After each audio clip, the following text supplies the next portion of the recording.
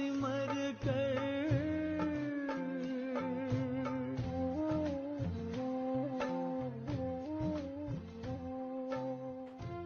ओम शांति। सबसे पहले हम क्रांति बहन को दिल से वेलकम करते हैं। क्रांति बहन है कोटा राजस्थान से है। वैसे क्रांति बहन का तो प्रोफेशनल आईटी बैकग्राउंड है, तो वैसे तो क्रांति बहन को 3.5 साल से ही सिर्फ हुआ है, लेकिन जैसे इसकी शक्ल देखी तो जैसे हमारी दादी हमको कहती थी ना कि रीबॉर्न ब्राह्मण, बॉर्न अगेन ब्राह्मण। क्यों कहती है बॉर्न अगेन ब्राह्मण? जब मैंने उसको बायो पढ़ा ना तो इतना लंबा बायो था है ना, कि उसके किन किन विषय में उसका इंटरेस्ट है ज्ञान देने के लिए। उनका सबसे पहला दिल का इंटरेस्ट है कि जो भी बाबा के बच्चे जूम पर ज्ञान लेते आप जैसे, उनको ज्ञान का डेप्थ कैसे समझाए, क्योंकि बहुतों को बहुत प्रश्न रहता है। सत्युग का प्रश्न, साइंस का प्रश्न रहता है, ज्ञान का प्रश्न रहता है, कई ढेर सारे प्रश्न है। तो क्रांति बहन वो आत्मा है जो इन सभी प्रश्नों का हल करती है और काफी ऑनलाइन क्लासेस भी करती है और बहुत लोगों को पालना देती है। तो मैं समझती हूँ क्रांति बहन आपके लिए ये प्लेटफॉर्म बिल्कुल एक्यूरेट है। तो टॉपिक ये है कि last so fast so first, है ना। तो जो उन्होंने खुद अनुभव किया है वो आपसे शेयर करेंगे। Okay, so thank you so much, hand over to you now. ओम शांति। ओके दीदी, थैंक यू। तो हम सभी क्लास शुरू होने के पहले हमारी सारी इधर उधर लगी हुई शक्तियों को अपने पास बुलाएंगे। देखेंगे हमारे थॉट्स किन किन बातों से अटैच्ड है।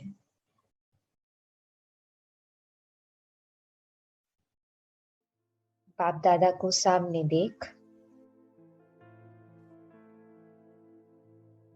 उन सारे थॉट्स का अटैचमेंट,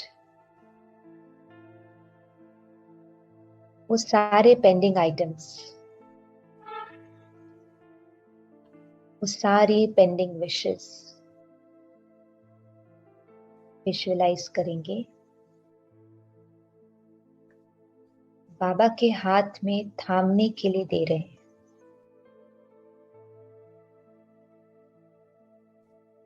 बाबा को कहेंगे मेरे लिए आप इसे कुछ समय के लिए होल्ड करें।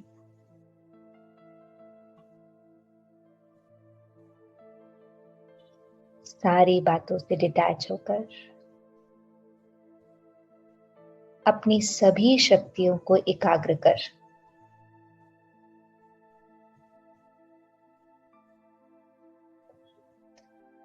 डीप ब्रेथ लेंगे।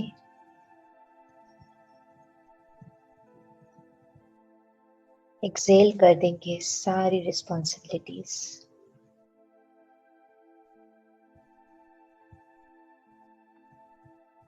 बस बच्चा बन जाएंगे, ready to learn, ready to accept and ready to experiment.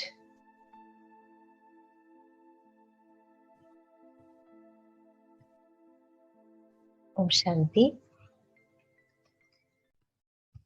आज का हमारा टॉपिक है last so fast so first. मैं अपनी स्लाइड्स आप लोगों के साथ शेयर करती हूँ। तो कई बार कई मूल्यों में हमने बाबा से बात सुनी है कि last so fast and fast so first. इसी 3 वर्ड्स में काफी सारी बातें छिपी हुई है। बाबा कहते हैं कि लास्ट आने वाले बच्चों को फास्ट जाने का वरदान है, लेकिन जो लास्ट में आए या फास्ट गए बच्चे ही फर्स्ट आ सकते हैं। ऐसा नहीं है लास्ट आए हुए बच्चे फर्स्ट आ जाएंगे, नहीं, उसके बीच में एक बहुत इंपॉर्टेंट वर्ड है fast. Last so fast, last में आए हुए बच्चे लेकिन फास्ट पुरुषार्थ करने वाले बच्चे फर्स्ट जाएंगे। तो last so fast so first. Last तो हम हैं क्योंकि मैं भी कुछ ही समय पहले आई हूँ, आप सभी भी 2-2.5 साल से ही जुड़े हुए हैं। तो लास्ट तो हम हैं, लेकिन अभी फास्ट जाने की विधि क्या है? What is the process to go fast in पुरुषार्थ? इसको हम कहते हैं तीव्र पुरुषार्थ, फास्ट एफर्ट मेकिंग। उसके लिए हम आज कुछ पॉइंट्स यहाँ पे रखेंगे। वैसे तो ये टॉपिक बहुत वास्ट है, क्योंकि जितनी जितनी गहराई में जाते जाते हैं उतना उतना समझते हैं कि अब हमें और किस चीज में फास्ट जाने की जरूरत है। लेकिन यहाँ पर हम कुछ उन टॉपिक्स को एड्रेस करेंगे जिससे कि हमारा पुरुषार्थ फास्ट हो सकता है। दे आर नॉट ट्रिक्स, ये ट्रिक्स नहीं है।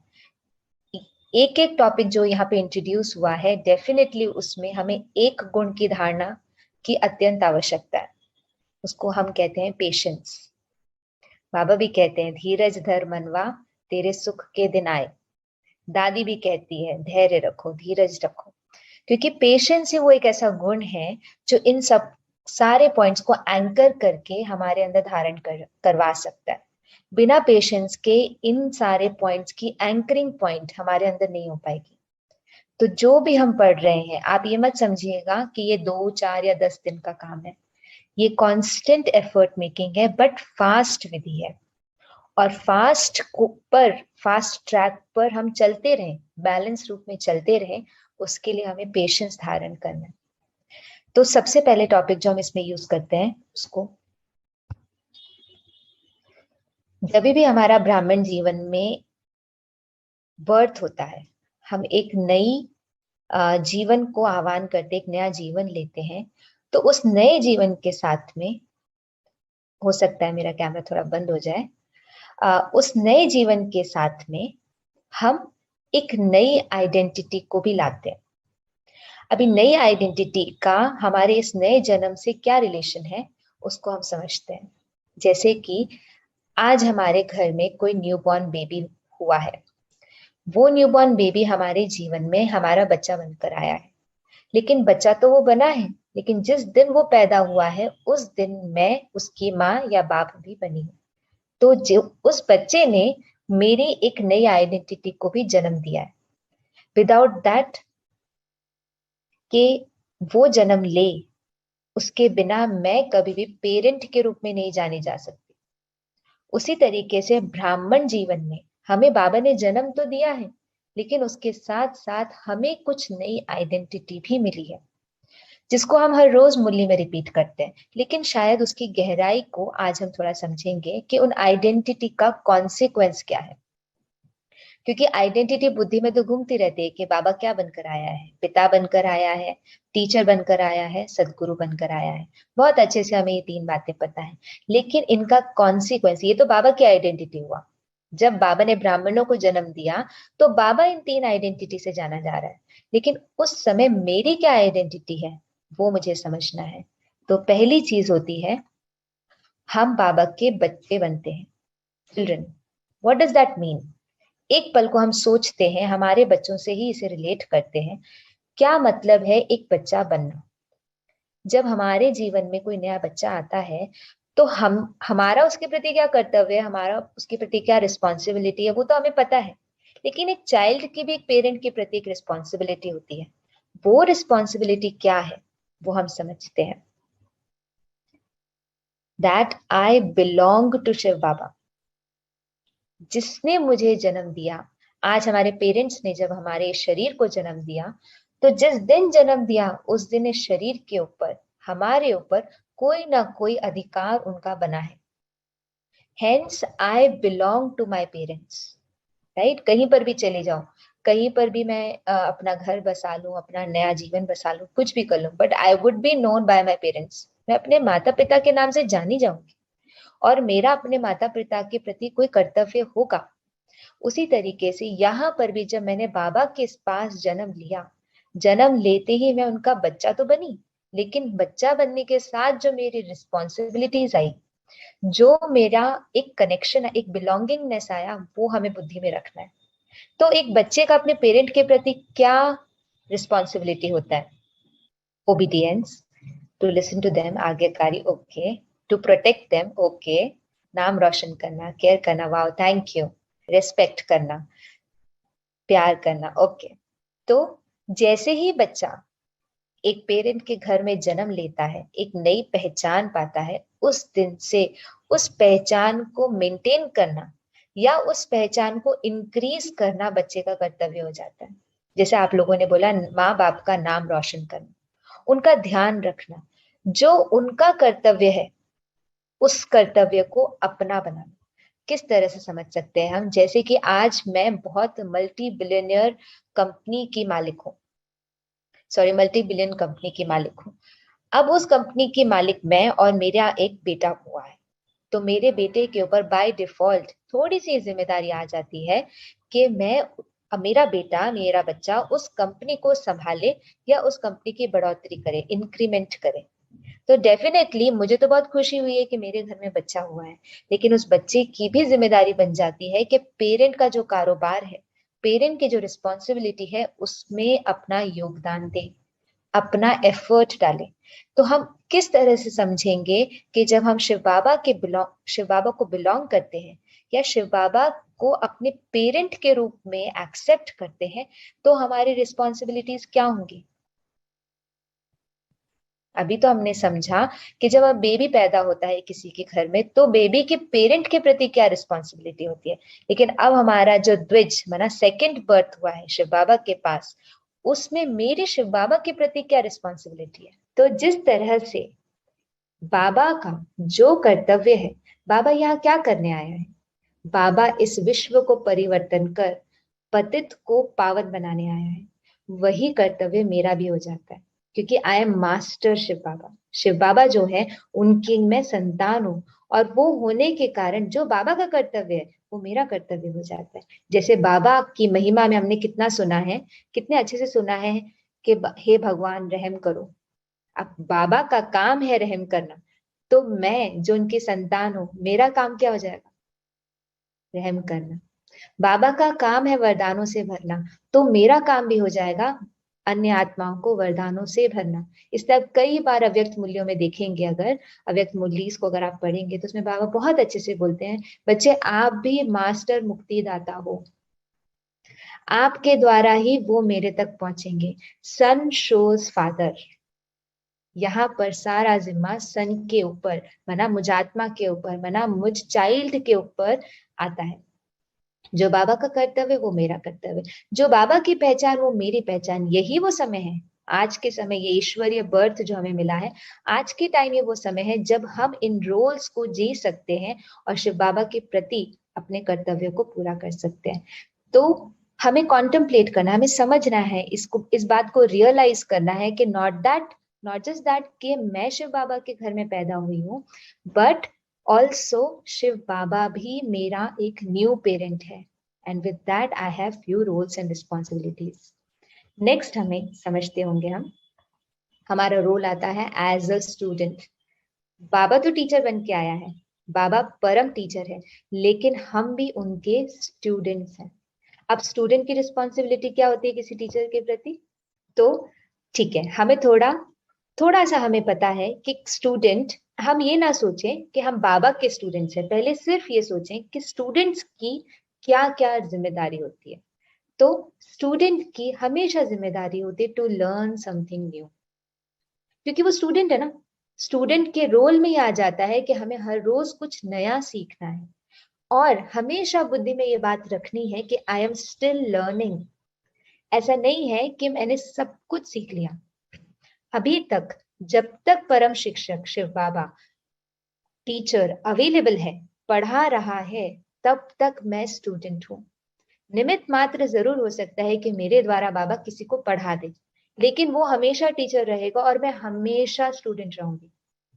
हमेशा स्टूडेंट रहने का अर्थ ये है, there is always scope to know more. हम, और जितना मैं अभी जानती हूँ उससे ज्यादा जान सकती हूँ, उससे ज्यादा जान सकते हैं, उससे ज्यादा समझ सकते हैं, वो स्कोप हमेशा हमारे पास है। तो स्टूडेंट की बुद्धि में हमेशा ये बात रहती है कि इस टीचर से मैं क्या क्या समझ लूं, क्या क्या सीख लूं, क्या क्या उसके गुण शक्तियां स्वयं में धारण कर लूं जो उस टीचर में है, जो वो पढ़ाने आया है, जो वो बनाने आया है। तो एज अ स्टूडेंट मेरी भी रिस्पॉन्सिबिलिटी है कि मैं हर रोज बाबा की बात, नई नई बात को समझूं। कुछ समय पहले की मूल्य में ये बात आई थी कि आपको शिव बाबा से सुमत मिलती है। है ना, श्रेष्ठ मत मिलती है। एंड आपका कर्तव्य है अन्य आत्माओं को सुमत देना। तो एज अ स्टूडेंट हमारी बहुत बड़ी रिस्पॉन्सिबिलिटी बन जाती है कि हम ना सिर्फ बाबा की बातों को सुने समझें, लेकिन नई नई बात को समझ करके, क्योंकि सिर्फ हमारे पास ही शिव बाबा आया, पूरी दुनिया में और किसी के पास नहीं आया है। इस कारण बाबा की बात को समझ कर, बाबा की बात को कॉम्प्रीहेंड करके दूसरे को समझाना भी हमारी रिस्पॉन्सिबिलिटी। तो फर्स्ट पार्ट है कि हम खुद ये समझें कि we have always new things to learn and we are always learning. जब तक हम लर्न नहीं कर रहे हैं तब तक हम स्टूडेंट नहीं है, और जब तक स्टूडेंट नहीं है तब तक शिव बाबा टीचर का रोल हमारे साथ प्ले नहीं कर पा रहा। पूरी दुनिया के साथ शायद कर रहा होगा, अन्य ब्राह्मणों के साथ कर रहा होगा, लेकिन मेरे साथ करे उसके लिए मेरी बुद्धि में रहना चाहिए कि मैं स्टूडेंट हूँ, मीनिंग मेरी भी रिस्पॉन्सिबिलिटी है। थर्ड पॉइंट आता है फॉलोवर का। डेफिनेटली शिव बाबा गुरु है, सदगुरु है, हमें यहाँ से परमधाम ले जाने आया है, लेकिन उसका कॉन्सिक्वेंस क्या हुआ, उसकी अदर साइड क्या हुई कि मैं फॉलोवर हूँ। बाबा फॉलो कराने की विधि बताते हैं, लेकिन मुझे उन पर चलना है, मुझे उसको फॉलो करना है। तो यहाँ कौन सी बात लगेगी कि मेरे सामने मेरा गुरु खड़ा है, मेरे सामने मेरा सदगुरु खड़ा है, जिसको मैंने इतने समय से पुकारा, बुलाया, अपने जीवन में उनको आने के लिए आह्वान किया, लेकिन अब जब वो आए हैं तो मुझे उनको फॉलो करना है। एक बहुत अच्छा एग्जाम्पल हम यूजुअली हमारे, क्योंकि संन्यास धर्म में गुरु और शिष्य की जो ये बॉन्डिंग है और गुरु और शिष्य के जो एग्जाम्पल्स है काफी प्रेवलेंट है। तो अगर हम देखें एक सन्यासी का एग्जाम्पल था कि जब भी वो अपने शिष्यों को बोलता था कि आपको जाकर के ये काम करना है, उसका क्राइटेरिया ही होता था ये देखकर समझना, माना कि कौन सा उसका आइडियल स्टूडेंट है, आइडियल फॉलोवर है या नहीं है। वो क्राइटेरिया ही होता था ये देखना कि कौन कर पा रहा है, कौन नहीं कर पा रहा। सपोज उन्होंने बोला, उनके 10 शिष्य थे, उन्होंने बोला कि आपको जाकर के पानी के अंदर 10 मिनट तक सांस रोकना है। सामने नदी बह रही थी, 10 मिनट में तक सांस रोकना है। अब जब सारे शिष्य गए, किसी ने 1 मिनट में, 2 मिनट में, 3 मिनट में अपना मुंह ऊपर निकाल लिया, सांस नहीं रोक पाए। और कुछ बच्चे थे जो डिटरमाइंड होकर के वहां रुके रहे, और उनको बचाने के लिए स्वयं गुरु पानी में कूदा और उसने उनको बाहर निकाला। 10 मिनट तक वेट नहीं किया, लेकिन ये देखा कि मेरे दी हुई आज्ञा पर, मेरे दी हुए कमांड पर आप कितना फॉलो कर रहे हो, और आप फॉलो करो, अगर वहां पर कोई प्रॉब्लम आएगी तो मैं जिम्मेदार हूं। तो देखिए, पिता का रोल, कौन मेरा पिता बनने वाला है, इसमें हमारी बहुत कम चॉइस होती है। कौन हमारा टीचर बनने वाला है, उसमें भी थोड़ी कम चॉइस होती है। जिस स्कूल में गए उसके बेसिस पे हमें टीचर मिल जाते हैं, लेकिन कौन हमारा गुरु बनता है उसमें हमारी 100% चॉइस होती है। इस गुरु को हमने चूज किया है, ये हमारे ऊपर डाला नहीं गया है। हमने इनको चूज किया है कि आप हमारा मार्गदर्शन करो, आप हमें एक सही रास्ता बताओ। तो वो सही रास्ते पे चलना और उस गुरु के ऊपर 100% निश्चय रखना हमारे रोल्स एंड रिस्पॉन्सिबिलिटी में आ जाता है। Because I am a follower, वो गाइड कर रहे हैं और मैं उस गाइडेंस पर चल रही हूँ। उस गाइडेंस पे चलना मेरे लिए उनको फॉलो करना, उन पर निश्चय रखना मेरी रिस्पॉन्सिबिलिटी बन जाती है। तो डेफिनेटली वी नो कि बाबा के रोल्स एंड रिस्पॉन्सिबिलिटी क्या है, बट उसके साथ साथ मेरे रोल्स एंड रिस्पॉन्सिबिलिटी क्या है उस पर भी मुझे ध्यान देना है। तभी जो बाबा करने आया है, हमें बनाने आया है, हम बन पाएंगे। बहुत इंपॉर्टेंट है ये बात समझना। जैसे कि मेरे पास में ये मोबाइल है, मैं आपको ये मोबाइल देती हूँ, like I am giving it to you. मेरा आपको देना ही आपका लेना नहीं हो जाता। मेरा आपको देना ही आपका लेना नहीं होता। जब मैं दूंगी तो आपको हाथ बढ़ाकर उसे लेना होगा। There are 2 steps. 1 स्टेप नहीं है कि मैंने दिया और आपने ले लिया, नहीं, 2 स्टेप है। मैं दे रही हूं, लेकिन आपको लेने के लिए हाथ आगे बढ़ाना होगा। तो बाबा टीचर बन के आया है, स्टूडेंट बनकर ही मैं उस बात को धारण कर सकती हूँ। बाबा पिता बनकर आया है, बच्चा बनकर ही मैं उस बात के ट्रेजर्स को अपने जीवन में भर सकती हूँ, वर्षा ले सकती हूँ। तो देना और लेना ये 2 स्टेप्स हैं, एक नहीं। तो बाबा तो दे रहे हैं, लेकिन लेने की प्रतिक्रिया भी हमें अपने जीवन में करनी है। तो जब हम आए तो हमें ये 3 नई आइडेंटिटीज मिली, और इन 3 नई आइडेंटिटीज के प्रति मेरा भी एक रिसीविंग मोड, मेरा भी एक रिसीविंग कर्तव्य है, वो मुझे अपनी बुद्धि में रखना है। तो जब हम इस तरह से बातों को समझते हैं कि मेरा भी एक रोल है, मेरी भी जिम्मेदारी है, मेरा भी एक बाबा की तरफ एक इंक्लिनेशन है, उनकी रिस्पॉन्सिबिलिटी को उठाने का मेरा भी एक रिस्पॉन्सिबिलिटी है, तब क्या होता है, हमें एक नई बात पता चलती है कि we don't know what we don't know. अब बाबा जहां पर आए हैं, जहां से हमें ले जाने आए हैं, जिस रास्ते पे चलाने आए हैं, आप कॉन्टेम्पलेट कीजिए, सोचिए, वो हमने सिर्फ और सिर्फ एक बार पूरे कल्प में चला है। इससे पहले इस पूरे कल्प में कभी भी हमने उस रास्ते पर नहीं चला है जिस रास्ते पर हम अब चल रहे हैं। बाकी सारे काम हमने बहुत बार किए हैं, जन्म हमने 84 बार लिया है, खाना पीना तो आप छोड़ ही दीजिए, न जाने कितनी बार किया है, सोना उठना कपड़े पहनना, हमें सब चीज की आदत है, सब चीज हमारे बुद्धि में बैठी हुई है। लेकिन ये जो रास्ता है नर से नारायण और नारी से लक्ष्मी बनने का, वो रास्ता हम पूरे कल्प में एक बार ही चलते हैं, और उसके बाद भी बाबा बोलते हैं कि ये प्रायलोप हो जाता है, आपके दिमाग में रहता ही नहीं है ये प्रोसेस, क्योंकि नई साइकिल शुरू हो जाती है, और इस साइकिल के बीच में कभी भी हमने ये रास्ता नहीं चला है। तो we need to understand, we need to really understand, recognise and realise कि हमें नहीं पता वो बातें जो हमें नहीं पता, and hence we need to be okay with I don't know. बहुत इंपॉर्टेंट है ये बात समझना, मुझे नहीं पता। हमारे पास में जब भी हम किसी से मनन चिंतन करते हैं, क्वेश्चन पूछते हैं, तो पहली चीज हमारे जवाब बुद्धि में आती है, हाँ मुझे पता है, मुझे पता है आप क्या कह रहे हो। जैसे ही कोई हमें बताता है, कोई नई बात बताने आता है, फर्स्ट थिंग हमारा ईगो ये बोलता है, I know. You don't need to tell me, I know. Yes you know, but you don't know what you don't know. आपको पता है, लेकिन जो नहीं पता है वो आपको नहीं पता है। इसलिए यहाँ पर आपको हमेशा अपने अंदर आई डोंट नो के स्टेटमेंट के साथ में उठ रही जो हमारी पीड़ा है, हमारे अंदर की अनसर्टिनिटी है, हमारे अंदर की हलचल है, उस हलचल, उस हर चीज का सामना करते हुए हमें ये ध्यान रखना है कि बहुत सारी बातें हैं जो अभी तक मुझे नहीं पता है, and hence we are open to learn. तभी हम नई बात सीखेंगे। सोचिए लाइफ कितनी बोरिंग हो जाएगी अगर हमारे पास में सीखने के लिए कुछ बचा ही नहीं है। जब हम लोग ग्रोथ पर होते हैं, ग्रोथ का कारण ही होता है कि हम हर रोज कुछ नया सीख रहे हैं, और तभी हमारी उड़ती कला या चढ़ती कला वाली जो एक्सेलरेशन है या वो जो मोमेंटम है, वो हमें अनुभव होता है कि हाँ हम आगे बढ़ रहे हैं। अब आगे तो तब बढ़ेंगे ना जब हमारे सामने कोई रास्ता है, कुछ अननोन है। जब कुछ अननोन ही नहीं है तो आगे कैसे बढ़ेंगे। तो हमारा ईगो सबसे पहले ये बात बोलेगा, I know, but we need to stop, check and change. नहीं, I might not know, let me see क्या बोल रहे हैं, लेट मी सी क्या समझाना चाह रहे हैं बाबा आज नया। And in order to do that, हमारे अंदर जो ईगो के अंदर जो आग लगती है, जो जलन लगती है, जो बातें उसके अंदर उठती है, उसके प्रति हमें ओके होना होगा। Being okay with uncertainty. जैसे मैं आपको बोलूं, मुझे पता है आपको ये बात नहीं पता है, आपकी बुद्धि, intellect will not accept that, क्योंकि इंटेलेक्ट को ये बात अच्छी ही नहीं लगती है, ब्रेन को ये बात अच्छी नहीं लगती है, उसको बोला जाए तुमको ये नहीं पता है। वो हर तरह की इंफॉर्मेशन को लाना चाहेगा, नहीं मुझे देखो ये पता है, ये पता है, जस्टिफाई करना चाहेगा, मुझे ये पता है, ये पता है, ये पता है, पता है, तुम कैसे कह रहे हो मुझे नहीं पता है। पहला डिफेंस मैकेनिज्म यही होता है कि हम उसके प्रति हमारे सारे जो अंदर के इंफॉर्मेशन है उसको निकाल कर सामने रख देते हैं। We want to prove, no I know, you don't need to tell me that I don't no.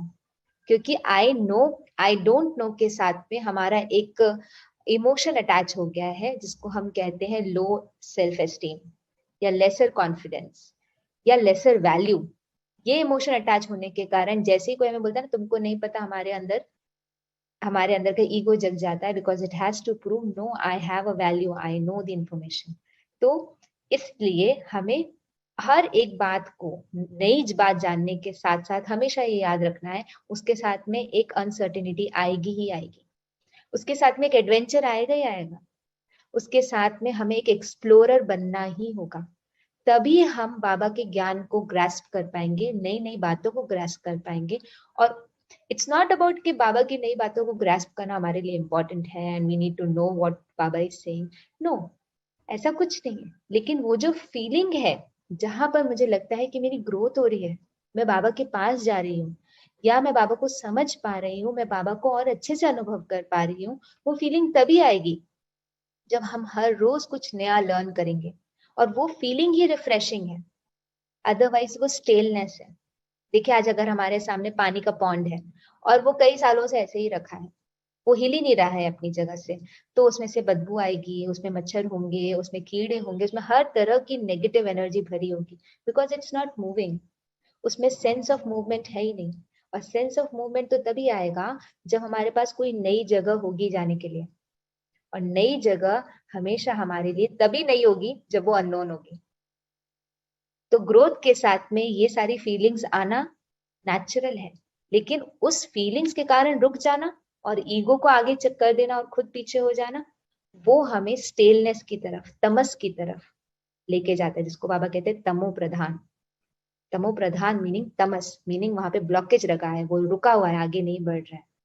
तो इसलिए I need to be okay with I don't know, I need to be okay with uncertainty. ठीक है, चीजें uncertain होंगी, अचानक होंगी, लेकिन उस अचानक में ही चल के जाना, नई नई चीजों को फाइंड करना, that is what being an explorer. So I need to be okay for being an explorer.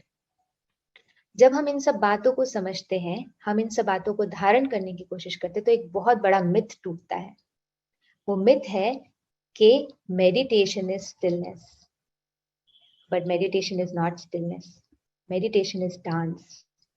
देखिए डांस के मूवमेंट्स कितने सुंदर होते हैं, डांस के मूवमेंट्स में कितना सारे कलर्स होते हैं, डांस में कितना सारा मूवमेंट होता है। एक जगह पे रुक जाने को डांस नहीं कहते, लेकिन हमें ऐसा लगता है, जिसको आज तक सन्यासियों ने बताया, हठ योग के रूप में बोला कि मेडिटेशन बना, योग करना मतलब कि एकदम सीधे बैठ जाना और सारे एनवायरनमेंट को कंट्रोल कर लेना। तभी वो गृहस्थ छोड़ के जाते हैं कि हमारे कंट्रोल में एनवायरनमेंट हो, एकांत में चले जाना, जंगल में चले जाना, जहाँ पे कोई इंसान ही ना हो, जिससे उनको कुछ डील ही ना करना हो, because they want to remain still.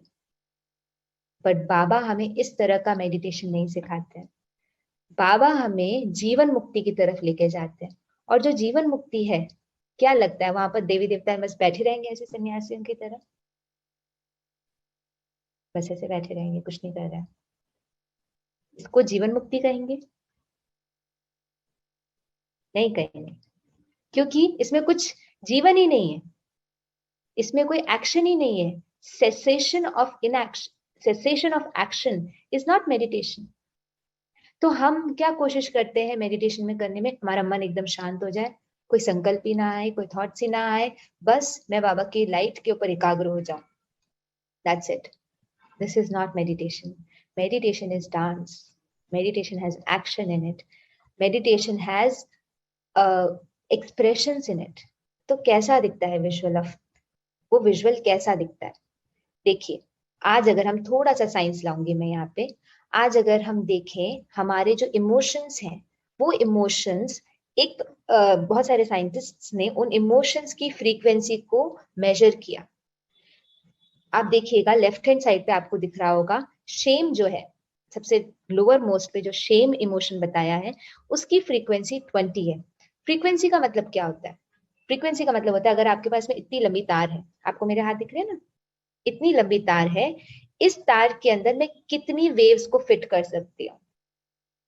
जितनी ज्यादा वेव्स उतनी ज्यादा फ्रीक्वेंसी। मेरे पास तार इतनी ही लंबी है, लेकिन अब अगर मेरे पास शेम है तो मैं इसके अंदर सिर्फ 20 वेव्स को फिट कर पा रही हूँ। वर्सेस एनलाइटनमेंट, आप देखिए जो टॉप मोस्ट पे है, लेफ्ट में टॉप मोस्ट में, इतनी सी तार में मैं 700 प्लस वेव्स को फिट कर रही हूँ। तो अभी आप सोचिए, एनलाइटनमेंट में इनएक्शन है या एक्शन है? खुद सोचिए। It is the most active state, highest frequency, highest vibration माना मोस्ट एक्टिव स्टेट। बट अब उसी में ऐसा होता है, इसका मतलब ये नहीं हम एक्साइटेड हो रहे हैं, हम कुछ भी कर रहे हैं, हम कैसे भी ड्राइव कर रहे हैं, no, this is what it is, balanced. Most excited होने के साथ में, मोस्ट एक्टिव होने के साथ में, ये मोस्ट बैलेंस्ड भी है। तो देखिए वो डांस कितना सुंदर होगा आपकी बुद्धि में, अगर आपने कोई भी बैले परफॉर्मेंसेस या कोई भी ऐसे माना कि बैलेंस्ड डांसेस देखे हैं, तो आपने देखा होगा कि कितना मूवमेंट होता है, लेकिन फिर भी उनका कोर बैलेंस्ड होता है। वो अपने कोर से कभी नहीं निकलते, जिसके कारण उनका डांस बहुत सुंदर होता है। तो देवी देवताओं की भी कुछ प्रतिक्रिया, देवी देवताओं के भी एक्शंस कुछ इसी तरह के दिखते हैं। उनका डांस बहुत सुंदर होगा, बहुत एक्यूरेट होगा, बिकॉज वो अब बैलेंस्ड है। और बैलेंस्ड होने के साथ साथ, बैलेंस्ड होने के कारण वो कितने भी तरह की फ्रीक्वेंसी, कितने भी तरह के कलर्स की फ्रीक्वेंसी पर स्वयं को डांस कर सकते हैं, स्वयं को एक्सप्रेस कर सकते हैं। तो meditation is not about being silent, हम बैठ गए। No, that silence is very active, that silence is very creative. उस साइलेंस में ही हमें क्रिएटिविटी की टचिंग्स आती है कि हमें क्या करना चाहिए, हम कैसे नया कुछ सुंदर कर सकते हैं। तो डेड हो जाना वो मेडिटेशन नहीं है, बट मोस्ट एक्टिव रहना, बट बैलेंस्ड रहना, वो मेडिटेशन है। तो उस मेडिटेशन को अटेन करने के लिए हम कितने तरीकों को इस्तेमाल कर सकते हैं। पहला है कॉन्टेम्पलेशन। किस तरीके से हम उस मेडिटेटिव स्टेट में, जो कि बहुत एक्टिव है बट बहुत बैलेंस्ड है, कैसे जा सकते हैं। कॉन्टेम्पलेशन, अब हमारे सामने दो बातें होती है कॉन्टेम्पलेट करने की। सपोज हमारे सामने कोई एक बहुत जोर से भाई चिल्ला रहे हैं, हमारा कॉन्टेम्पलेशन, देखिए उसको भी हम कॉन्टेम्पलेशन कहते हैं, जब हम किसी की निंदा या किसी के अवगुण या किसी की पुरानी बातें, किसी के एक्सपीरियंसेस जो कि नेगेटिव है, उनको बुद्धि में घुमा रहे हैं, उसको भी कॉन्टेम्पलेशन ही कहते हैं। ऐसा नहीं है कि वो कॉन्टेम्पलेशन नहीं है, बट इट्स नेगेटिव कॉन्टेम्पलेशन, जहां पर हमारी जो स्टेट है, डेफिनेटली बहुत एक्टिविटी है। बाबा ने कहा है व्यर्थ की और नेगेटिव की स्पीड बहुत हाई होती है, तो वहां पे डेफिनेटली बहुत एक्टिविटी है, लेकिन वो अनबैलेंस्ड स्टेट है। और अनबैलेंस्ड होने के कारण हमारी लाइफ एक्सीडेंटल है। एक एक्सीडेंट से निकल के हम दूसरे एक्सीडेंट में घुस जाते हैं, फिर दूसरे से तीसरे में। बाबा जिसको कहते हैं तुम्हारा ब्रेक पावरफुल नहीं होने के कारण एक्सीडेंट होता रहता है। तो वो भी कॉन्टेम्पलेशन है, ऐसा नहीं है वो कॉन्टेम्पलेशन नहीं है। बुद्धि कॉन्टेम्पलेट करती ही रहती है, बुद्धि दिन भर चलती रहती है, चाहे आप बर्तन धो रहे हो, चाहे आप कार चला रहे हो, चाहे ऑफिस में काम कर रहे हो, मुंडेन काम कर रहे हो जिसमें दिमाग नहीं लगाना पड़ रहा है, वहां बुद्धि आपकी चल रही है। इस मिथ को तोड़ना है कि उस समय बुद्धि नहीं चल रही, डेफिनेटली चल रही है, लेकिन वो नेगेटिव कंफर्टेबल कॉन्टेम्पलेशन में घूम रही है, इसलिए हमें पता नहीं चल रहा है कि वो चल रही है। We are not aware, but it is working. लेकिन अब बाबा जब हमें ज्ञान मनन चिंतन करने की बात कहते हैं, तब हम पॉजिटिव कॉन्टेम्पलेशन करते हैं। अब पॉजिटिव कॉन्टेम्पलेशन करने को बाबा कहते हैं, उसके कारण हमें क्या मिलती है, सदगति, क्लॉकवाइज रोटेशन। उसमें क्या होता है कि हमारे अंदर नेगेटिव कॉन्टेम्पलेशन में मुझ आत्मा से शक्तियां बाहर जाती है, और पॉजिटिव कॉन्टेम्पलेशन में शक्तियां मुझ आत्मा तक आती हैं, गेन करते हैं। तो ये बाबा के ज्ञान की कॉन्टेम्पलेशन से हमें मिलता है। जैसे कि अब हमारा एक पॉइंट हम डिस्कस करते हैं यहाँ पर, एक है शिव बाबा और एक है मैं आत्मा। शिव बाबा और मुझ में क्या फर्क है, लेट अस कॉन्टेम्पलेट। तो आज हम कॉन्टेम्पलेशन की एक नई परिभाषा आपके सामने रखेंगे, new definition. What is contemplation? Contemplation is not just about putting points there. ऐसा नहीं है कि हमने वहां पॉइंट को रख दिया, नहीं, पॉइंट रखने के साथ साथ, जैसे कि अभी हमने देखा ना कि बाबा बाप है, टीचर है, सदगुरु है। When we contemplated on that, जब हमने उस पर बुद्धि लगाया, तो हमें पता चला, अरे इसका मतलब तो मैं भी बच्चा हूँ, स्टूडेंट हूँ और फॉलोवर हूँ। तो contemplation is not just about putting points, but points के साथ साथ उसका कॉन्सिक्वेंस भी समझना, इसको कॉन्टेम्पलेशन कहते हैं। तो बाबा है ज्योति बिंदु और मैं भी हूं ज्योति बिंदु इस शरीर में, लेकिन फिर भी फर्क है। क्या फर्क है? उनके पास चेहरा नहीं है, मेरे पास चेहरा है। अब सोचिए कितनी बड़ी बात है। He doesn't have a face.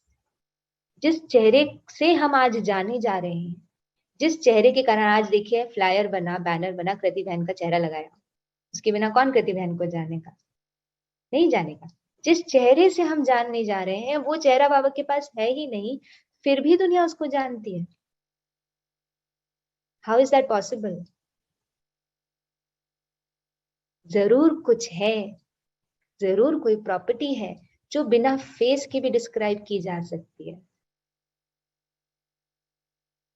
तो बाबा इसको कहते हैं गौर करना। गौर करिए, बाबा क्या है और मैं क्या हूं। और मेरी क्या महिमा है और बाबा की क्या महिमा है. Although he doesn't have a face, I have a face. So do I need a face? Probably not. Second point, Baba formless है. निराकार मना फॉर्मलेस मना अनमैनिफेस्टेड. मतलब उन्होंने कोई शरीर, उन्होंने कोई कपड़ा कुछ धारण नहीं किया है, फॉर्मलेस है. और हमारे पास फॉर्म है. अब मैं अपनी चलन से, देखिए जो फॉर्म है मेरे पास में, अपनी चलन से, अपनी बोली से, अपने देखने के तरीके से जानी जा सकती हूँ. हाँ, कृति बहन है ना, व्हाइट कलर के कपड़े पहनती है, थोड़ा झुक के चलती है, थोड़ा लेफ्ट में चलती है, राइट में नहीं चलती, जो भी. मैं इस बात से जानी जा सकती हूँ. लेकिन बाबा, बाबा के पास तो फॉर्म ही नहीं है. तो क्या बाबा की आवाज मधुर है? क्या बाबा की आंखों में प्यार है? क्या हम वो जानने के लिए उनके शरीर का ही आधार लेंगे, जो ब्रह्मा बाबा है, या फिर जो दादी है, या शिव बाबा की खुद की ये प्रॉपर्टी है, which is being expressed through the body. उनके अंदर वो है, शरीर के माध्यम से भले वो दिखा रहे हैं, लेकिन उनके अंदर है. और मुझे लगता है मेरे शरीर के अंदर है. मेरे शरीर की चलन कैसी है, मेरा शरीर कैसा दिख रहा है, इज इट वेल ड्रेस्ड और not. He doesn't have a form, I have a form, but still he is expressing his form while being formless. और हम फॉर्म के थ्रू अपनी फॉर्म को एक्सप्रेस कर रहे हैं. तो कॉन्टेम्पलेट करना. तीसरा चीज, he is without body, I am with body. मैं कितना काम, सोचिए कितनी इंपॉर्टेंट बात है. कोई भी काम करने के लिए, आज मैं आपको बोल रही हूँ, मेरे द्वारा बाबा आपको सुना रहे हैं, मुख लग रहा है, कान लग रहे हैं, हाथ लग रहे हैं, सब काम में आ रहा है. इस बॉडी के माध्यम से आप तक ये ज्ञान पहुंच रहा है. और बाबा से मुझ तक ये ज्ञान कैसे पहुंच रहा है? He doesn't have a body. फिर कैसे पहुंच रहा है? So do I need the body to understand knowledge? Do I need the body to express myself? Do I need the face to put an imprint in the world? सोचने की बात है. वो अनकंडीशनल लव एक्सप्रेस कर रहे हैं. मैं body के साथ उसको समझ भी नहीं रही. वो ओशन ऑफ नॉलेज है, उस बिंदु के अंदर सारी नॉलेज समाई हुई है.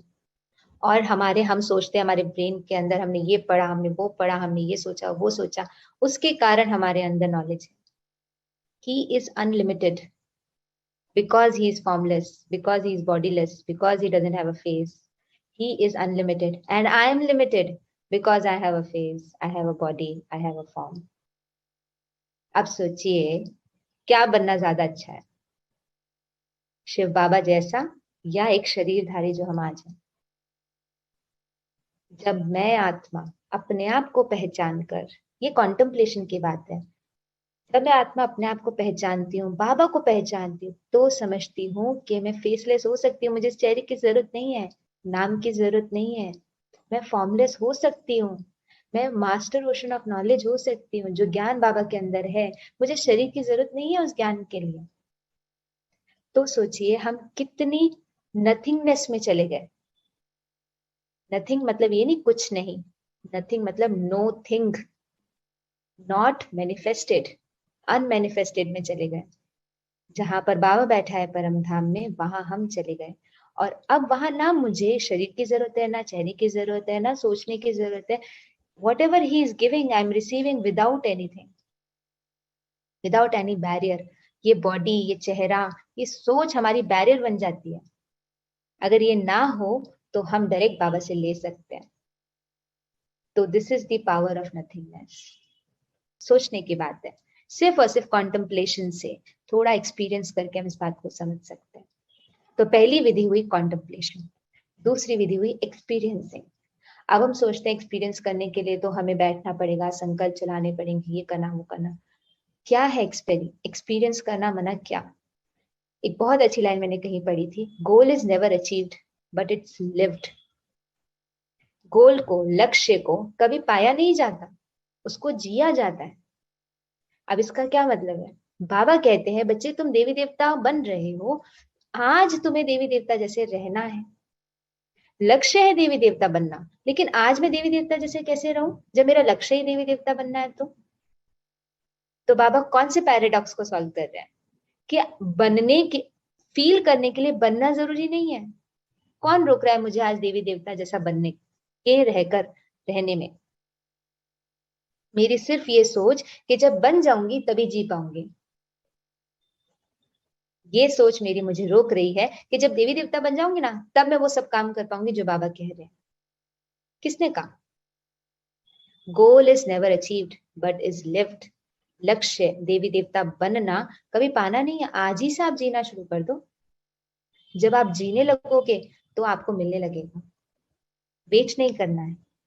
तो जब हम अपने दृष्टिकोण से, नए दृष्टिकोण से, इस नए दृष्टिकोण से जीवन जीते हैं, सोचते नहीं है कि हाँ मैं देवी देवता बनने वाली हूँ, उसमें ऐसा होगा, उसमें ऐसा होगा। नहीं, आज मैं देवी देवता तुल्य हूँ, मेरे अंदर ये लक्षण है, मेरे अंदर ये क्वालिटीज है, मेरी ये पर्सनालिटी है।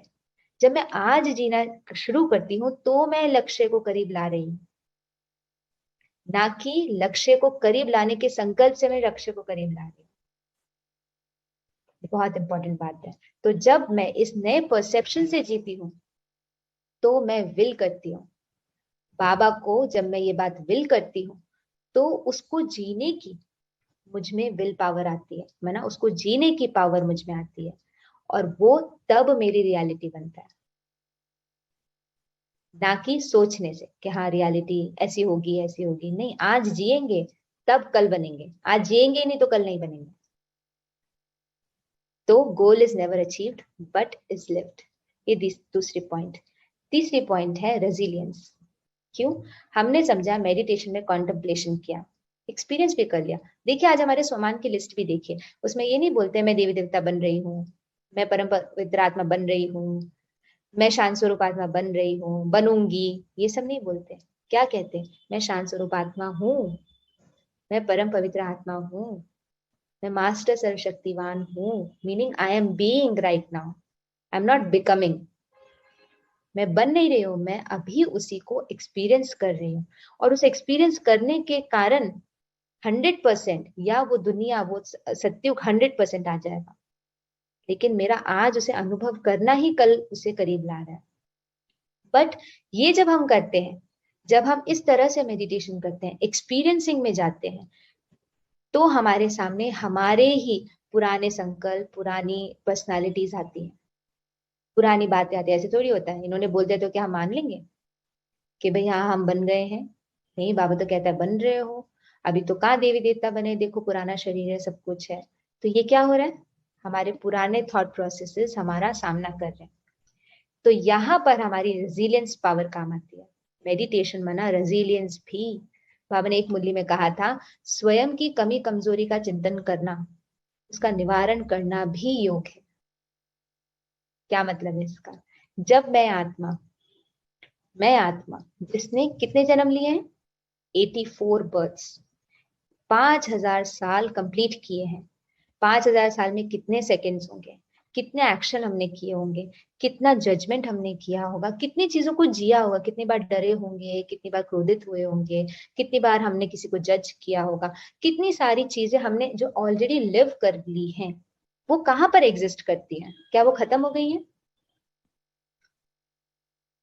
वो कहाँ एग्जिस्ट करती हैं? क्या लगता है? वो मेरे अंदर ही एग्जिस्ट करती है। मुझ आत्मा के अंदर जो भी मैंने आज तक रोल प्ले किया है, पार्ट प्ले किया है, वो मेरे अंदर जीवित है, मुझ आत्मा के अंदर जीवित है। इन सबकॉन्शियस, करेक्ट, सबकॉन्शियस मेरे अंदर है, मेरा ही पार्ट है, तो वो मेरे अंदर है। मेरे 84 बर्थ्स मेरे अपने अंदर समाये हुए हैं। उन 84 बर्थ्स का हर एक एक्शन मेरे अंदर समाया हुआ है, हर एक रिएक्शन मेरे अंदर समाया हुआ है। तो वो रिएक्शन, वो एक्शन, वो संस्कार हमारा सामना करते हैं, हमें बाबा की बातों को मानने पर, चलने से रोकते हैं। तो उसमें हमारी रेजिलियंस पावर काम आती है। उसमें हम क्या करते हैं? हम सिर्फ और सिर्फ उसे ऑब्जर्व करते हैं। इसको कहते हैं साक्षी का अभ्यास करना। बाबा कहते हैं जो साक्षी है वो साथी है। साक्षी होना किसी और की तरफ नहीं, स्वयं की इमोशन के प्रति साक्षी होना। ये जान करके कि हाँ ये मेरे अंदर रिकॉर्डिंग भरी हुई है, बिकॉज मैंने ऐसा पार्ट क्लिक किया है तो भरी हुई है, और भरी होने के कारण इसको निकालना है, और निकालने का तरीका है उसके प्रति डिटैच्ड ऑब्जर्वर बनना। Because I have multiple personalities in me, multiple lives in me, multiple reactions, relations in me. कितनी बार हम माँ बने होंगे, कितनी बार हम पिता बने होंगे, बच्चे बने होंगे, स्टूडेंट बने होंगे, प्लेयर बने होंगे, वो सब कहाँ है? मेरे अंदर एग्जिस्ट करता है। तो उसके प्रति अब मुझे डिटैच्ड ऑब्जर्वर बनना है और उसको निकालना है। उसमें रेजिलियंस पावर चाहिए, उसमें सहन शक्ति, समाने की शक्ति, सामना करने की शक्ति, ये सारी शक्तियां लगती है, किसी और पे नहीं लगती है। हम किसी और के विकार को नहीं सहन करते, हम स्वयं के ही विकार को सहन करते हैं। किसी और की कमी कमजोरियों को नहीं समाते हैं, स्वयं की ही समाते हैं। तो the power of an observer, detached observer. उसके बाद एक और पॉइंट होता है जो मेडिटेशन में काम आता है, उसको हम कहते हैं स्पिनिंग द डिस्कस। आपको भी पता है, लेकिन उससे होता क्या है मैं आपको बताऊंगी। बाबा ने बोला है do not break the mountain, fly above it. Mountain जो हमारे सामने आता है, परिस्थिति रूपी माउंटेन, उसको तोड़ने मत बैठो, उससे उड़कर चले जाओ। इसका क्या अर्थ है? जब हम, जब मैं आत्मा अपने, सॉरी, जब मैं आत्मा इस डिस्कस को फ्लो करती हूँ, घुमाती हूँ, सत्युग, त्रेता, द्वापर, कलयुग, 8 जन्म, 12 जन्म, 21 जन्म, 42 जन्म, देवी देवता स्वरूप, पूज्य स्वरूप, ब्राह्मण स्वरूप, फरिश्ता स्वरूप, निराकार स्वरूप, जब हम सर्कुलर मोशन में घूमते हैं, अपने इंटेलेक्ट को सर्कुलर मोशन में घुमाते हैं, जिसको अभी हमने समझा था सदगति, क्लॉकवाइज रोटेशन, जब हम करते हैं तो हम धीरे धीरे धीरे धीरे इस ड्रामा से उपराम हो जाते हैं, ऊपर चले जाते हैं। देखा ना आपने स्टार ऊपर क्या, ऊपर जाने के कारण बाबा के करीब और इस वाले दुनिया से डिटैच हो जाते हैं। और जब हम बाबा के करीब होते हैं, बाबा के पास होते हैं, बाबा की समझ के कारण हमारी थर्ड आई एक्टिवेट होती है, जो कि अब सत्य देखती है, सडलिटी को देखती है, बाबा को देख पाती है, ड्रामा को देख पाती है, और घर को देख पाती है। वो बुद्धि जो इस ड्रामा में ही अटकी हुई है, जो यही नीचे ही अटकी हुई है, वो कभी भी सत्य को परसीव नहीं कर सकती।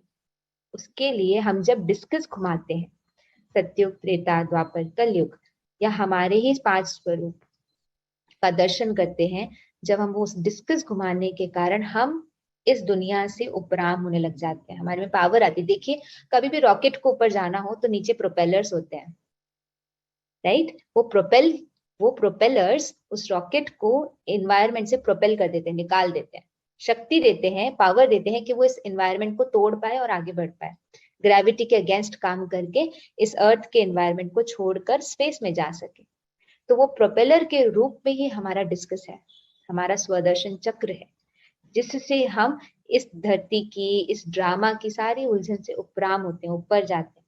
और ऊपर जाने के कारण, जिसको बाबा कहते हैं पहाड़ को तोड़ो नहीं, उड़कर चले जाओ, वो एक्चुअली इन सब चीजों से ऊपर जाना, स्थिति ऊपर लेके जाना, जिसमें डिस्कस हेल्प करता है।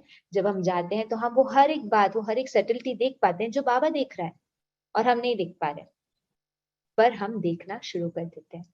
तो ये हो गया ट्रुथ को रियलाइज करना। तो मेडिटेशन के हमने 4 या 5 प्रकार आज समझे। Meditation is not just sitting and Baba को देखना या बाबा की मुरली पढ़ना, डेफिनेटली वो मेडिटेशन है, लेकिन मेडिटेशन में भी हम मेडिटेशन की क्वालिटी को इंक्रीज कर सकते हैं, डेप्थ में ले जा सकते हैं थ्रू ऑल दीज मेजर्स। तो तीव्र पुरुषार्थ के लिए 2 इंपॉर्टेंट चीज हमने यहाँ समझी। एक, अननोन में जाने की हमें शक्ति रखनी है, नई नई चीजों को एक्सप्लोर करने की शक्ति रखनी है, और दूसरा, मेडिटेशन को एक नए तरीके से अनुभव करना है, जिससे कि हम बहुत जल्दी, बहुत ही ज्यादा फास्ट गति से, बट बैलेंस्ड गति से, विद पेशेंस, अंत में भी अपना नंबर ऊपर ले जा सकते हैं। इसके थ्रू हमें समझ में आया कि मेडिटेशन करने का अर्थ एक्चुअल में क्या है। क्योंकि देखिए, हम उस समय में बहुत अच्छी एक इंसाइट बाबा ने इसमें बताई थी। जैसे कि आप देखिए, आज से 200-400 साल पहले न्यूटन ने आकर के, न्यूटन एक साइंटिस्ट रहे, उन्होंने आकर के बताया कि देखो, हर एक्शन का इक्वल एंड ऑपोजिट रिएक्शन होता है। उन्होंने बताया कि ग्रेविटी इस तरह से काम करती है। उन्होंने देखा एप्पल टूटा, नीचे गिरा, ग्रेविटी इस तरह से काम करती है। उन्होंने जब ये बात बताई तब हम कहाँ थे? हम यही थे ना। We were alive, we were going through that time. Galileo के आने के पहले ये समझा जाता था कि अर्थ फ्लैट है।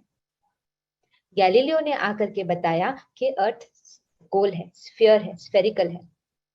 जब वो एकदम क्या कहते हैं, थॉट्स का वॉर चल रहा था, जब चर्च और गैलीलियो के बीच में वॉर चल रहा था, तब हम कहाँ थे? हम यही थे। हम उस एज में थे जब ये परिवर्तन आ रहा था। जब सन्यासी आकर के कह रहे थे कि नहीं, आप इस तरह से योग लगाओ, आपको गृहस्थ छोड़ना चाहिए, आपको जंगलों में जाकर रहना चाहिए। जब क्या पता हमें कोई छोड़ के गया हो, क्या पता हमारा युगल सन्यासी रहा हो, छोड़ के चला गया हो, उस मान्यता के कारण कि नहीं, आपको निर्वाण को पाने के लिए, शांति को पाने के लिए सन्यास धर्म अपनाना पड़ेगा, गृहस्थ छोड़ना पड़ेगा। तब हम कहाँ थे? हम यही थे। हमारे साथ जो इस पूरे अर्थ की हिस्ट्री है, ये बहुत बड़ा पॉइंट है कॉन्टेम्पलेट करने का। जो भी इस पूरे अर्थ की हिस्ट्री है वो हमारी हिस्ट्री है, किसी और की हिस्ट्री नहीं है। जब सिकंदर ने आकर के भारत पर अटैक किया, हम वहां थे। जब वर्ल्ड वॉर 1 हुआ, हम वहां थे। जब ब्रिटिशर्स ने आकर इंडिया पर अटैक किया, 200 साल राज्य किया, हम वहां थे। तो पूरे अर्थ की हिस्ट्री मेरी हिस्ट्री है। और एक एक साल, एक एक महीना, एक एक दिन लेकर के जो बाबा ने हमें इंस्टिल की थी बातें, उसको माया ने परिवर्तन किया है, चेंज किया है, डीफॉर्म किया है। विकारों का अर्थ होता है डीफॉर्म किया है। जो डिवाइन स्ट्रक्चर था उसको डीफॉर्म कर दिया। विकार का अगर आप जाकर के डिक्शनरी में मीनिंग देखेंगे तो इट मीन्स डीफॉर्मिटीज। तो हमारा जो डिवाइन स्ट्रक्चर बना था, बाबा ने जो हमें बनाया था, जो हमें दिव्य गुण शक्तियां दिए थे, उन सबको माया ने परिवर्तन किया है, डीफॉर्म किया है। We have gone through the process. उस पूरी वर्ल्ड हिस्ट्री के साथ हमने भी चक्कर लगाया है। तो ये सारी बातें हमारे अंदर बहुत अच्छे से बैठी हुई हैं। हम सिर्फ अपना एक जन्म देखते हैं, ये जन्म देखते हैं, और पिछले जन्म की बातें होती है तो हम हमारे 5 स्वरूपों का अभ्यास करते हैं, या पिछले जन्म की बातें होती है तो देखते हैं हाँ भाई हम देवी देवता थे, सतयुग में थे। हम भूल जाते हैं कि द्वापर से कलयुग भी हमने जिया है और उसमें बहुत कुछ हुआ है, और वो सब हमने जिया है। जीने के कारण उसके संस्कार, उसकी लेप, उसकी चेप हम पे बढ़ी हुई है। अब हमें उसको फिर से ठीक करना है। तो हमारे अंदर कई सारी मान्यताएं भरी हुई है, कई सारी मान्यताओं को तो शायद हमने ही जन्म दिया होगा। तो अब जब बाबा आकर के हमें सच बताता है, जब तक हम समझते थे नहीं मुरली हमें ऐसे ही पढ़नी चाहिए, नहीं सामने वाले को ऐसे ही बिहेव करना चाहिए, नहीं हमें ऐसे बिहेव करना चाहिए, ये सारी चाहिए वाली बातें आती थी हमारे पास्ट एक्सपीरियंसेस से, जो हमारी पास्ट लाइफ में रहे, जिसके लिए शायद हमने संघर्ष किया, जिसको शायद हमने ही प्रमोट किया, हमने ही इन्वेंट किया। लेकिन अब बाबा जब आकर के एक अलग सा सच बताता है, Baba is actually kind of alien for us. उससे कनेक्ट कर पाना, उसको समझ पाना एलियन है हमारे लिए। तो जब वो आकर के अपनी एलियनेटेड थ्योरीज बताते हैं, बोलते नहीं बच्चे तुम ऐसे नहीं, ऐसे बिहेव करो, तुम्हें सहन करना चाहिए, आज का सहन करना मना कल नंबर लेना, आज का सेवादारी मतलब कल का राज्य अधिकारी। जब बाबा आकर के ऐसी बातें बताते हैं तो हमारी वो पुरानी हर लाइफ की हर एक्शन रिएक्शन उससे बैटल करता है, वो फोर्स लगाता है, नहीं हम नहीं मानते, क्योंकि हम 5000 साल ऐसे जीते आए हैं, आप ऐसे कैसे कह रहे हो। और उसमें भी इंस्टेंट पास्ट जो हमारा अभी अभी होकर गया है पास्ट, उसमें तो हमने ऐसे जिया है। तो जब हम हमारी वो पुरानी मान्यताएं, पुरानी सोच बाबा की नई सोच के साथ टक्कर करती है, तब हमें साक्षी होकर के देखना होता है, oh this is what is happening, nobody is against me, world is not against me, my own ego is against me. और फिर धीरे धीरे जब हम साक्षी करते हैं, इस तरह से मेडिटेशन करते हैं, इस तरह से बातों को समझना शुरू करते हैं, तो हम हमारे पुराने संस्कारों को बदल पाते हैं और बाबा का रंग हमारे ऊपर चढ़ पाता है। नहीं तो हमेशा हमारे और बाबा में दूरी रह जाती है। आप देखिए हमने कितने बाबा मिलन किए होंगे, है ना, हम कितनी बार मधुबन गए होंगे, बाबा से मिले होंगे, लेकिन क्या उस मिलन को मिलन कहा जाता है? किस तरह के मिलन की बात बाबा करते हैं, ये भी सोचने वाली बात है। फिजिकल वर्ल्ड में बहुत अच्छी एक थ्योरी मुझे मिली थी, तो मैं आपके सामने रखूंगी। फिजिकल वर्ल्ड में दो चीजें पास होनी, हम कब कहेंगे कि दो चीजें पास है? देखिए मेरे हाथ में एक रेड माउस है और एक फोन है। ये दोनों चीजें फिजिकल वर्ल्ड में तब पास कही जाती है जब इन दोनों के बीच का डिस्टेंस 0 है, तब हम कहेंगे बहुत पास है, एक दूसरे के साथ है, जुड़ा हुआ है। This is what we call they are close. और इसी तरीके से हम क्लोजनेस के में आकर के शिव बाबा के साथ हमने बहुत सारे मधुबन में बाबा मिलन बनाए, लेकिन स्पिरिचुअल लाइफ में वो फ्रेम ऑफ रियलिटी जो स्पिरिचुअल है, वहां पर क्लोजनेस डिस्टेंस से नहीं मेजर किया जाता, वहां क्लोजनेस समानता से मेजर की जाती है। बाबा कहते हैं समानता से समीपता। जितना जितना हम बाप समान होते जाते हैं, बाबा के जैसे होते जाते हैं, उतना उतना हम स्वयं अनुभव करेंगे कि हम बाप के पास आ रहे हैं, बाबा के पास आ रहे हैं। जितना जितना मेरा, देखिए आज हम दो फ्रेंड्स को क्लोज कब कहते हैं? when are two people close friends? जब उनकी सोच मिलती है, जब उनकी पसंद एक जैसी है, नापसंद एक जैसी है, जब उनका रहना सहना खाना पीना एक जैसा है, तो हम कहेंगे दे आर वेरी क्लोज। भले वो दूर दूर रह रहे हो, फोन पे एक दो से बात कर रहे हो, लेकिन फिर भी हम कहेंगे बहुत क्लोज है भाई, क्योंकि उनके विचार मिलते हैं। क्योंकि सटल लेवल पर, फिजिकल लेवल पर उनके बीच में बहुत डिस्टेंस होगा, एक अमेरिका में बैठा होगा, एक भारत में बैठा होगा, हो सकता है, लेकिन सटल लेवल पर उनके संकल्प मिलने के कारण, कैरेक्टरिस्टिक मिलने के कारण, उनकी सोच मिलने के कारण वो पास है। तो they feel closeness with each other. ऐसे ही शिव बाबा के साथ में क्लोजनेस, जैसे जैसे हम शिव बाबा के जैसे होते जाएंगे, वैसे वैसे हमारे और बाबा के बीच में क्लोजनेस बढ़ती जाएगी। तो क्लोजनेस का आधार ये नहीं है कि हम बाबा के साथ हैं, हम जा रहे हैं, डेफिनेटली उससे फर्क पड़ता है क्योंकि बाबा की वाइब्रेशन है, तो हमें बहुत इजीली हम बाबा से कनेक्ट हो जाते हैं। लेकिन तभी भी कनेक्ट वही हो पाएगा जो सटल लेवल पर, संस्कारों के लेवल पर बाप समान है, उसको बाबा के पास होने का सबसे ज्यादा अनुभव होगा। हम 2-2.5 साल पहले आए हैं, हमने शायद अव्यक्त बाप दादा मिलन भी नहीं मनाया है, शायद हम मधुबन भी नहीं गए हैं, पर that doesn't mean we are not close to Baba. क्योंकि बाबा के क्लोज जाने की विधि है ही नहीं फिजिकल लेवल में बाबा के साथ आना, because there is nothing physical about Baba. Baba is only and only and only subtle, he is formless. वो, उनमें कुछ भी फिजिकल नहीं है, वो प्योर कॉन्शियसनेस है, नॉट कॉन्शियसनेस प्लस मैटर। वो प्योर कॉन्शियसनेस है, 100% कॉन्शियसनेस है, 100% चैतन्य है। उनके पास कुछ भी फिजिकल नहीं है, जिसके कारण उनके पास का अनुभव अगर करना है तो हमें भी 100% प्योर कॉन्शियसनेस की तरफ जाना होगा। और जैसे जैसे जाते जाएंगे, बाबा के साथ समीपता का अनुभव करते जाएंगे। ओम शांति। पॉइंट्स बहुत सारे हैं गहराई के जो हम बहुत डिस्कस कर सकते हैं, जिससे कि हम बाबा के करीब जाएं। लेकिन इन स्टेप्स के द्वारा सॉरी, इन बातों के द्वारा मैं थोड़ा सा ये बताना चाह रही थी कि किस तरह से हम अपना नजरिया हल्का सा शिफ्ट करेंगे और बाबा को एक बीइंग की तरह देखेंगे, ना कि एक पॉइंट है, हाँ निराकार है, परम धाम में बैठा है। No, he is a being, he is although वो निराकार है, ऑल्दो वो पॉइंट ऑफ लाइट है, बट वो बीइंग है, जिंदा है, कुछ सोचता है, समझता है, फील करता है, बोलता है, चलता है, खाता है। वो भले ही चलता फिरता इंसान नहीं है, लेकिन वो बीइंग है, जिंदा है। जैसे जैसे हमारी सोच इस तरह से बनेगी कि he is not inanimate, inaction नहीं है, वहां पे बहुत सारा एक्शन है, तो हम सोच सकते हैं, हम उनसे अपने आप को रिलेट कर सकते हैं कि बाबा कैसे सोचते हैं, बाबा कैसे खाते हैं, बाबा कैसे चलते हैं, ऑल्दो वो निराकार है, कैसे चलते हैं, कैसे बोलते हैं, कैसे बच्चों से मिलन मनाते हैं। जब तक हम ये समझते हैं तो हम उनके जैसा बन सकते हैं। लेकिन अगर हम सिर्फ ये समझेंगे बाबा निराकार है, ज्योति बिंदु है, कुछ नहीं कर रहा है, परम धाम में बैठा है, तो हम उनके जैसे कैसे बनेंगे? उनके जैसा बनने के लिए उनकी कैरेक्टरिस्टिक को समझना पड़ेगा, और वो कैरेक्टरिस्टिक समझते समझते हम बाप समान बन जाएंगे। तो हम लोग इस चीज का अभ्यास अभी अपने मेडिटेशन में करते हैं। हम 3 बार गहरी सांस लेंगे। Breathe in, breathe out.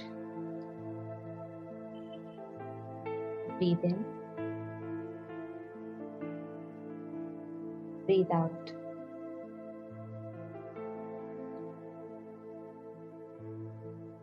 Breathe in,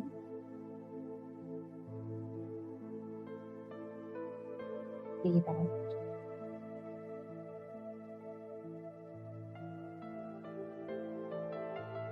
अपना ध्यान ले जाएंगे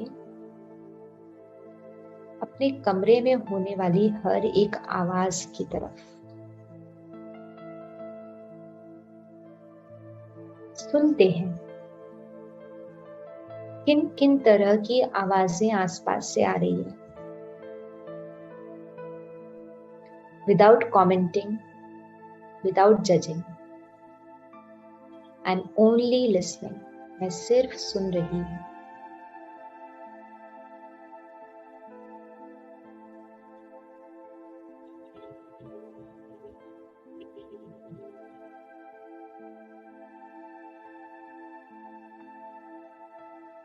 मैं देख रही हूं डिटैच्ड ऑब्जर्वर की तरह।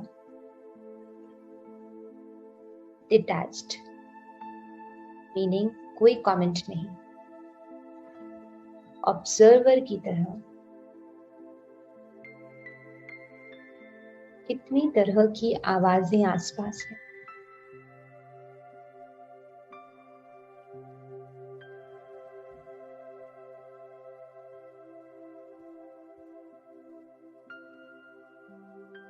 मैं सुन रही हूं क्या अपने आसपास बाबा के होने की कोई आवाज है?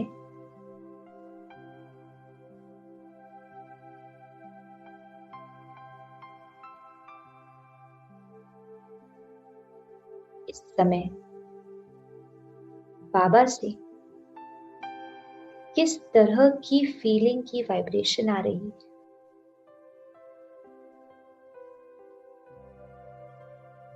मुझे बाबा क्या दे रही है, ना कि मुझे क्या चाहिए।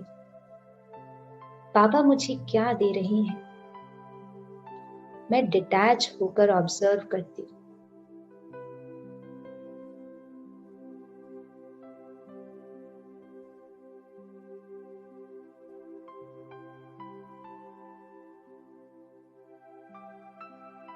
कैसी अनुभूति हो रही है?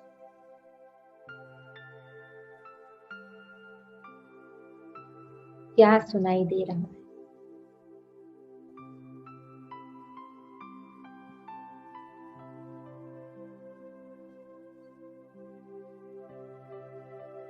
हर एक बात के प्रति, आवाज के प्रति मैं डिटैच हो रही हूं।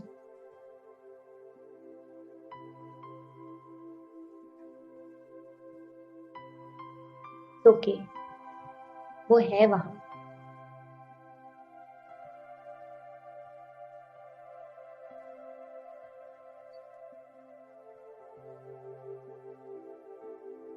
ध्यान ले जा रही हूँ, बाबा की आवाज को सुनने का प्रयास कर रही हूँ।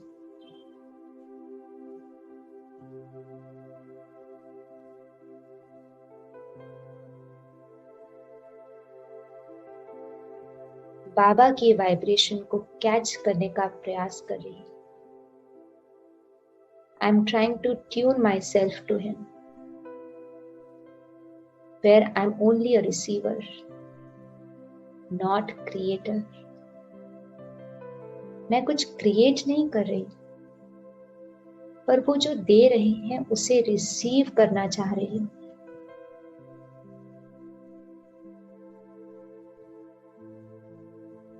मेरे लिए बाबा आप क्या दे रहे हो?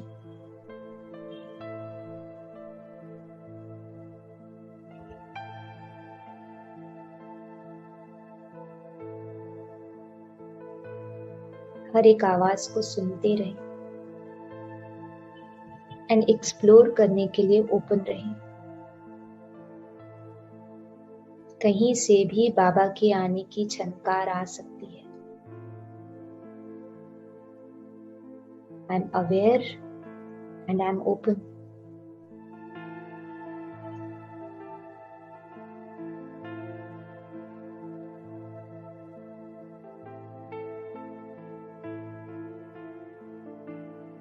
क्या बाबा मेरे आसपास है? हर एक आवाज को सुनते हुए बाबा को ये कमांड दे,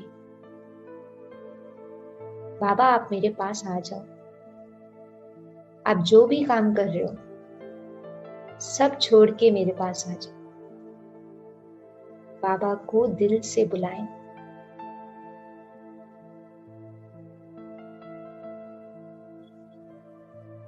क्या अब बाबा दिख रहे हैं? मेरी थर्ड आई कितनी एक्टिवेटेड है, चेक करें।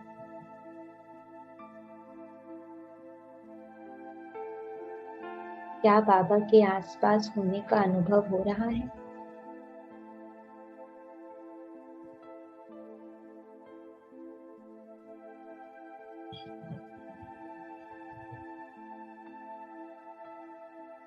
I am a detached observer. Detach होकर के हर एक चीज को और बाबा के होने को देख रही हूँ।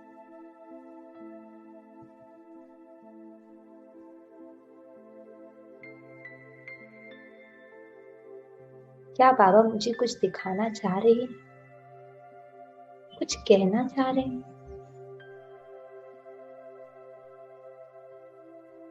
क्या मैं सुन रही?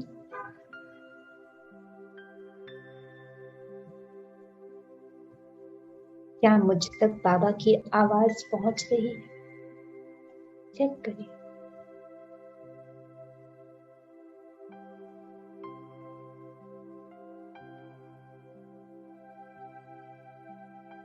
कहीं मैं क्रिएट तो नहीं कर रही, रिसीव कर रही हूँ।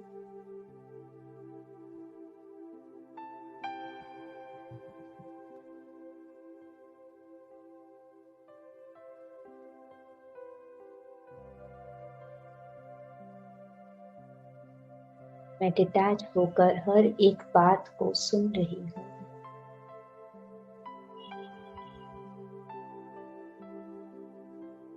बाबा कुछ कहीं ना कहीं, बाबा के प्रति मेरे कान खुल रहे हैं, रेडी टू रिसीव।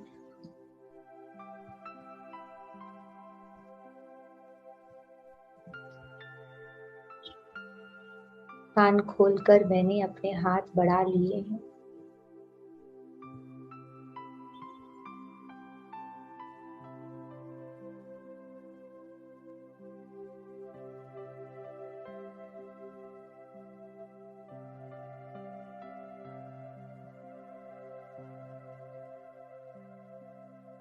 क्या मिल रहा है बाबा से?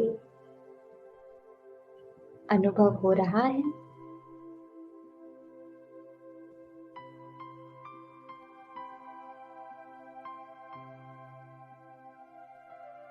आज क्या सौगात लाए हैं बाबा मेरे लिए?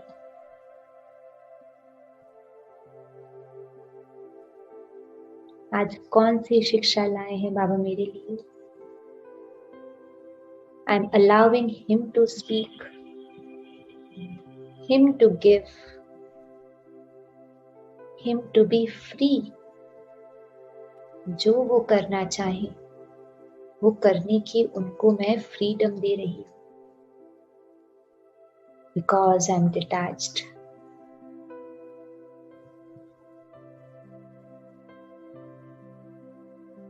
मैं सिर्फ एक ऑब्जर्वर हूँ।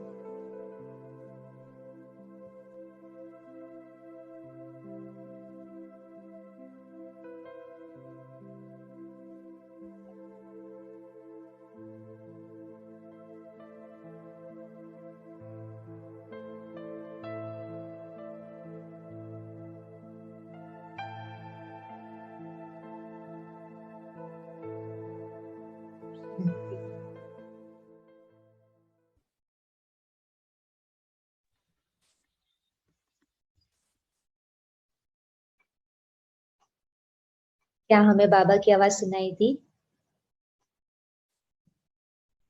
नहीं, कोई बात नहीं। हमने बाबा की आवाज सुनने का पहला कदम उठा लिया। अपनी आवाज नहीं, सेल्फ टॉक नहीं, बाबा की बात, बाबा की किरणें, बाबा की सौगात, मुझे क्या चाहिए वो नहीं, उसको मुझे क्या देना है वो रिसीव करने के लिए हम अब रेडी हो रहे हैं। ओम शांति। Thank you.